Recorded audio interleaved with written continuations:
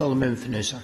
Mr Acting Speaker, look, I rise to speak on the cognate public sector and integrity bills. I'm going to try to be super quick because we've still got people to fit in, and from my understanding, the speech is going to be guillotined. Look, on the surface, relatively minor amendments. However, the capacity to deliver some important changes. Firstly, the Public Sector Bill 2022 implements Stage 2 legislative reforms and gives effect to the 2019 Bridgman Review's primary recommendation to provide all public sector employees with a modern, simplified and employee-focused legislative framework. To ensure that public sector employment arrangements are consistent, the bill amends a number of acts that regulate the employment of particular public sector employees.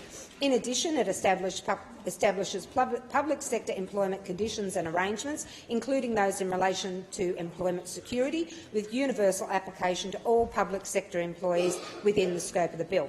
This is especially important for our teachers, nurses and other frontliners, with sadly a high percentage of our teachers continuing to leave the industry within 5 years of graduation.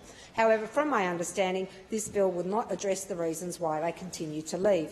Submissions to the bill were overall supportive, with concerns, as already outlined and as we've heard, regarding the Queenslanders with diverse sexual orientations, gender identities or intersex variations were omitted. However, the department responded that they would ask the Public Sector Commission to collect information to inform future policy directions.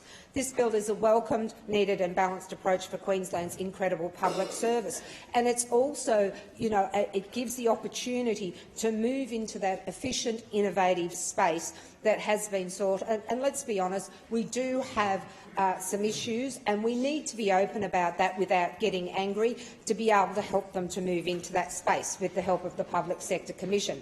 However, I want to also talk about what are the benefits, protections and employment security for similar positions or equal positions in the incredible private and not-for-profit sector, especially given the current disparities that already exist. Our not-for-profits provide a range of essential services, including aged, palliative and disability care, and our small to medium businesses are the backbone of our communities. Within the Noosa region, these include tourism and related industries such as retail, accommodation and food, and real estate services. These are labour-intensive and a major driver of jobs and growth in our communities, contributing to Queensland's visitor economy, with over 25% of Noosa's workforce employed predominantly part-time employment in these arenas. Furthermore, aged and disability care are crucial in our region. With the impact of COVID-19 on Noosa's key industries unprecedented, they are continuing to suffer extreme labour shortages through pay scale inequities and lack of affordable housing. Even pre-COVID, many considered and have switched industries for more secure jobs and higher pay scales, which exists in the Queensland Public Service. The question is, how will the increasing disparity between the private and public sectors be resolved? These organisations and our small and medium businesses are left struggling to compete against tax-funded positions that offer higher pay, security and benefits that are standard in the public service.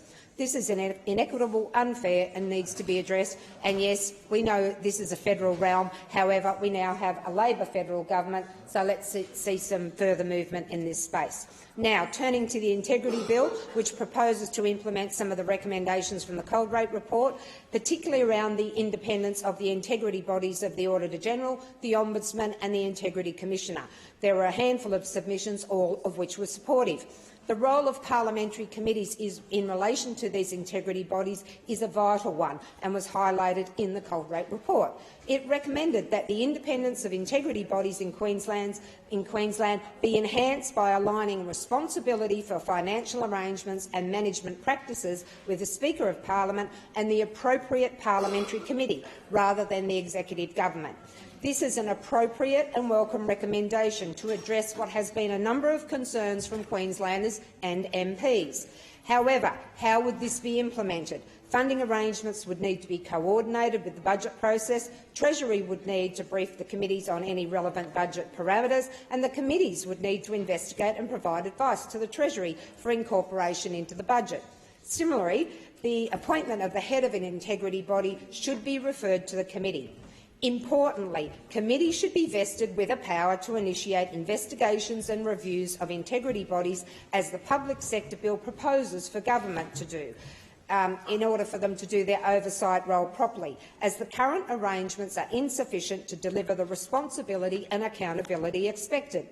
With the Clerk of Parliament acknowledging during this year's estimates hearings that we have a long way to go with respect to accountability and the work of the committees, implementing the above, as well undertaking the requested review of the current committee and estimates processes will see the desperately needed improvements that has been sought now by Queenslanders and MPs for some years, and we have raised this now many times. Yes, all of this requires an increase in resources to parliamentary committees, given the burden of existing workloads and rushed timeframes for inquiries. However, the outcome will align with community expectations and put to bed any existing concerns. Thank you to the ministers, committees and their secretariats for your work with these bills, as well to all submitters. And thank you to all of our public servants, because we get to work with them every day, but also the workers in the private not-for-profit sector, for it is you who make Queensland have what they need every day. I commend the bills to the House.